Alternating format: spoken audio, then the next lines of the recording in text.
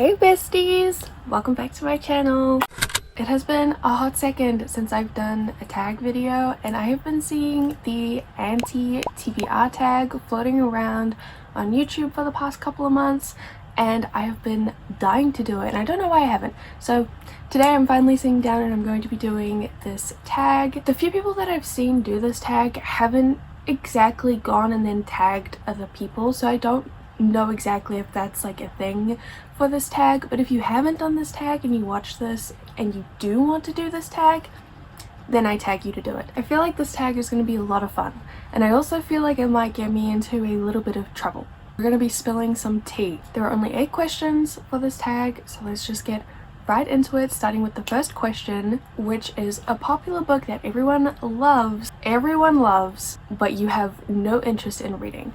And if you had have asked me this question like a year ago, hands down my answer would have been any book by Sarah J Maas, the infamous Sarah J Maas. But currently I've actually read almost all of her books.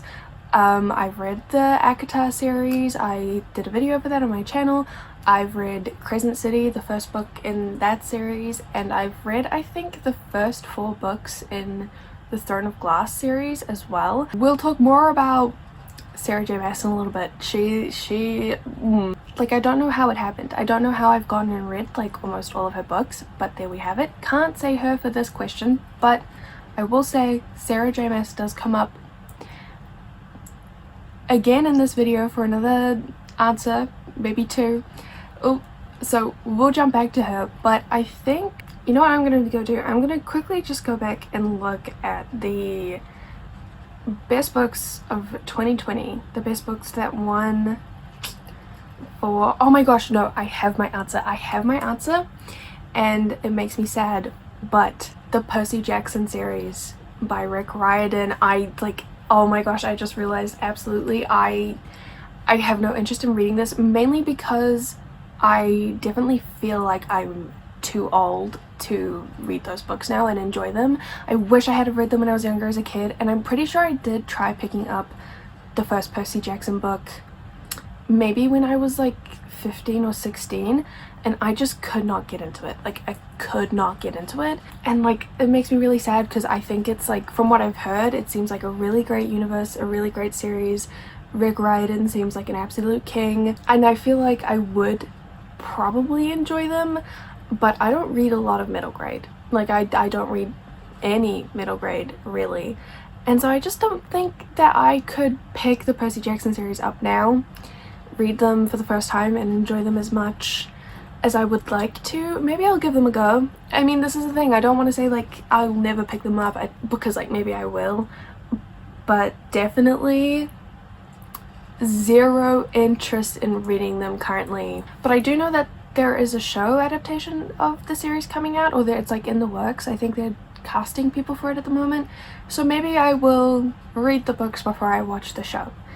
Maybe, potentially, that could be something I do. But currently I've never really had like the urge to pick up Percy Jackson, and that's like one of the biggest series ever. So that's my answer for the first one. The second question is a classic book or author that you don't have an interest in reading. Immediately off the top of my head, Charles Dickens. I don't know what it is, but male classic authors, just I have no interest in reading them, and I probably wouldn't pick them up unless I had to for a class. For example, I want to talk about I've read Leo Tolstoy's Anna Karenina, which I loved, but the only other classic book written by a male author that I've read is Washington Square by Henry James, and I actually loved this so much. What did I read this for? I don't think this is like, it's not, was it for my American Lit class? Potentially. And like, I just remember thinking that this was going to be the most boring, like just obnoxious book ever. This book was hilarious, hilariously sad. This book is basically about a girl, what's her name? Catherine, and she just wants to be loved by her dad, and her dad's an absolute douche. and she also wants to like fall in love with this one guy, but this one guy is an absolute douche. And like, I don't know, I just remember reading this and I remember being so impressed with Catherine as a character and the fact that she was written by a man. This book was like so shockingly good and I absolutely loved it, but I don't think I will go and pick up any other classics written by a man. I think I own Great Expectations, but I don't think I'm ever gonna read it. Ooh, maybe, like, again, never say never, but like I don't think I'm going to read it anytime soon. And like specifically another classic that I have no interest in reading is Animal Farm. I know like pretty much everyone has read this in like high school or like primary school or whatever. I haven't had to read Animal Farm yet, and I don't think I ever will want to, ever. I literally have no interest in reading it. Next question is a problematic author whose books that you have no interest in reading. And you would think, seeing as pretty much every single author that exists currently in this day and age of publishing is like problematic, I would have so many options to choose from.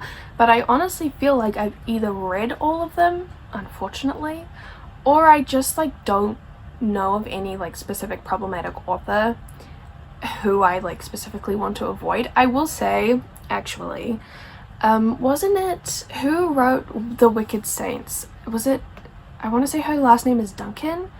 Wicked Saints, Emily A. Duncan. Apparently, I think I've heard some things recently about how she's anti-Semitic, and her books also have like very strong anti-Semitic messages in them. Like, I've never been interested in the Wicked Saints book. The cover I think is gorgeous, which is so unfortunate, but like I've never had the urge to pick it up. And then I think I heard about that and I was just like, oh well, that just kind of that's just kind of made up my mind for me. I'm never going to pick those books up. I will also say, not that I think this is entirely problematic, it's just weird, the author who wrote the really popular young adult gay pirate book, oh my god, what is it called? A Gentleman's Guide to Vice and Virtue by Mackenzie Lee. That's the one. I think I actually technically owned this and then I think I gave it away. And like, again, I don't know if Mackenzie Lee is technically like super problematic, but I remember there was that really weird time where she bought other authors' books but signed her name in them and then sold them to other people. Like, what? That was just like so random. And I think there was something about her like maybe targeting authors, like POC authors, I think, potentially. I honestly can't remember exactly like what the whole drama was, but I know she's a bit like, I don't want to say problematic, I just remember her being a little bit strange. Like the whole signature thing, that was just like, who does that? But yeah, surprisingly, can't really think of like many other problematic authors. The next question. An author you've read a couple of books from and that you've decided their books are not for you. I said Sarah J Maas was going to come up again, and this I think is like, she's the like, I've read pretty much all of her stuff now. As I said, I think I've read the first 4 books in the Throne of Glass series. I read the ACOTAR series. I liked the ACOTAR series, specifically the characters. I have to emphasize that the only thing I liked about that series were her characters. Like, nothing else about that series did I enjoy. Literally nothing. I also said I read Crescent City, and when I tell you Crescent City is probably like one of the worst books I've ever read in my life, absolutely I will not be carrying on with that series. It just was not for me personally. Did not enjoy a single thing about that series at all, or that book. No interest in carrying on with the Throne of Glass series. Her writing just does nothing for me, which is just the biggest problem. Like, I think some of her characters are fine. As I said, I liked the characters in the ACOTAR series. I couldn't personally like any of the characters in the Crescent City book, but like, from what I can tell, I think that's what everyone likes about Sarah J Maas, is her characters. Objectively, I think that she is an average writer at best, like subpar. Like, her writing is not it's not good. It's not good, guys. Can we just admit it? Because it's not. Like, it's not good. And I don't think I want to put myself through reading more of her work than I have to. There's also a romance author who was super popular, like super popular, and this might, I don't know, this might like I don't think it's gonna upset anyone, like this is just me personally, but L.J. Shin, very popular adult romance writer. You've probably heard of her, you've probably heard of her work. I think I've read 4 of her books, maybe 5. I think I gave 2 of them a 4 or 5 star. And then when I say that, I didn't even want to rate the other ones that I read because they were so bad. But obviously they do it for like a lot of other people because, as I said, she's insanely popular. And I mean, I guess I can kind of see why people like it. I definitely think that there are better romance authors out there. And I couldn't tell you what it is about her stuff that like I just don't like. I think the book that I really liked of hers was Vicious, which I think is like one of her most popular books. But like all of her other books, I don't know, there's something about the pacing, the writing, the characterization, the smutty scenes are just not like my thing exactly. None of her books just like do it for me, as well as other romance authors do it for me. So she is someone whose work that like if I do ever pick up another book of hers, it will be very hesitantly, or like for a very specific reason. I also have another author, but I think he like answers the next question in this tag, which is a genre you have no interest in or a genre you tried to get into but you couldn't. Story time. Last year for a readathon, I read Lock Every Door by Riley Sager. Is this like, it's like a mystery? Is it a mystery thriller or is it like a horror? Yeah, it's like a mystery thriller, and I had only heard rave reviews about this book. Like genuinely, I had only heard people worship this book, sing its praise, go on and on and on about how incredible it was, how it was one of the best mystery thriller books I'd ever read. And I know Riley Sager is like a really popular mystery thriller author. I think lots of people read his stuff when they're getting into the genre. So last year I read Lock Every Door, and I gave this 1 out of 5 stars because I despised this book with my whole entire being. I fully guessed the plot twist from like very early on in the story, and I do not know why, but that filled me with such rage. It ruined the whole reading experience for me, and I absolutely came to despise this book. Don't want to pick up any of his other work. And I think earlier this year I read Pretty Girls by Karen Slaughter, which I think is also like a mystery thriller, and boy did I hate that as well. I just something about these books. Pretty Girls wasn't necessarily predictable, except it kind of was. I think like the first 20% of Pretty Girls I was very confused, but then something happens like decently early on in the book, and then it becomes very clear like the direction that the story is taking. And if I'm not going to be thrilled and I'm going to figure the mystery out in the first like 20% of the book, what is the point? How am I supposed to enjoy this genre if I predict everything that happens, or I'm not thrilled? I don't know. I mean, obviously those are only 2 books from this genre. Like, and as I said at the start, like never say never. I'm not saying I'm never gonna pick up another mystery thriller book, but so far my track record with mystery thriller books like is terrible. I have no desire to pick up another one at all. If you guys have good mystery thriller recommendations, please give them to me. Maybe I'll do a video reading some recommendations, giving the genre a go. But from what I've read so far, it is just not my cup of tea. Actually, very quickly, was Verity by Colleen Hoover a mystery thriller? It was. Okay, there is one mystery thriller book that I have loved, and that was Verity by Colleen Hoover. I gave this 5 stars, but this is also like a romance mystery thriller. I don't know, I just remember reading this and I was absolutely like, I was definitely thrilled, and it wasn't necessarily like so much of it was kind of mysterious though. Verity by Colleen Hoover is like the one mystery thriller book that I've read that I can remember right now that I have absolutely adored. I loved it. I told all my friends to go read it, and my 2 best friends did go and read it, and they also loved it. Facts, it was good. So maybe if there are like other books kind of like Verity out there, maybe I should read some of those kind of mystery thrillers. I just had no interest in Pretty Girls or Lock Every Door. They were just like so bad, and they've definitely made me like hesitant to carry on reading from this genre. I think that's like, it's not my thing. It's not my thing. The next question is a book that you've bought but will never read. And this can also include like a book that you've taken out from the library and returned without reading, or a book that you have given away. And like, I don't know if I will like never read it exactly, but I really currently have no interest in it, and that is Caravel by Stephanie Garber. And this is so popular. I know people love this. I think it's a YA fantasy, and it's really beautiful. Love how it's like black on the front then white on the back. The split spine, stunning. I bought this book because it was on sale. It was like on clearance. I think it was like $5 or something like that, and I'd heard that it's really, really good.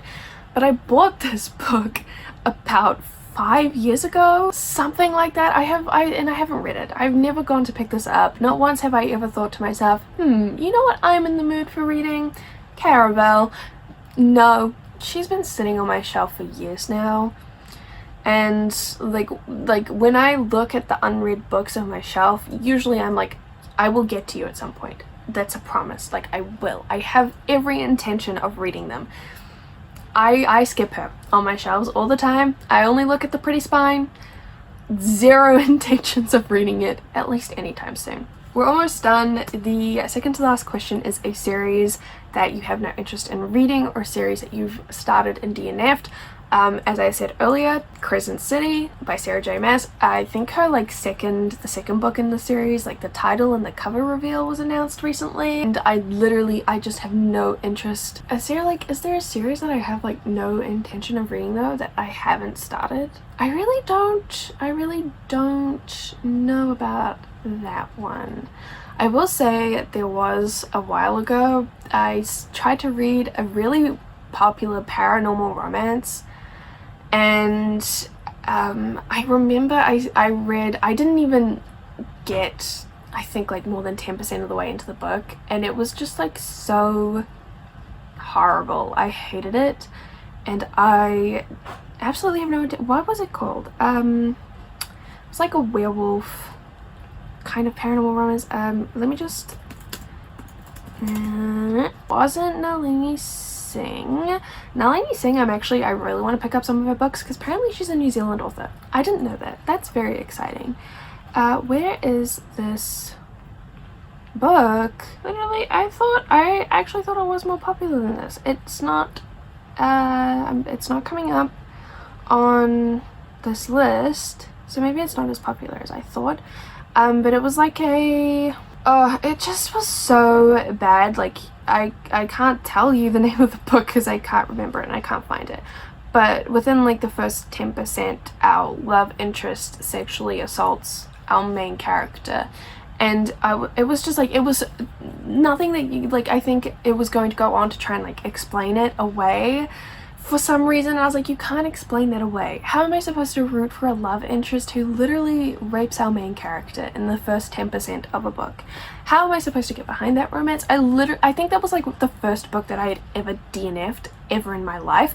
Oh my goodness. And I just remembered another series that I DNF'd, and that is the Captive Prince trilogy by, I can never remember her name, but I read the first book, The Captive Prince. What? How do people love this trilogy? How do people love this trilogy? And I actually saw, who was it? Someone posted it on their story, the V.E. Schwab, and they posted it on their story, and they were like, oh my god, like, shout out to like one of my favorite like author buddies. And I was like, no. I was like, please no, V.E. Schwab, not the slave romance writer, not the slave romance writer. Oh my god, I could not. That book was just so bad. I remember like being on Tumblr in like 2015 and seeing all the discourse about that series because it was bad.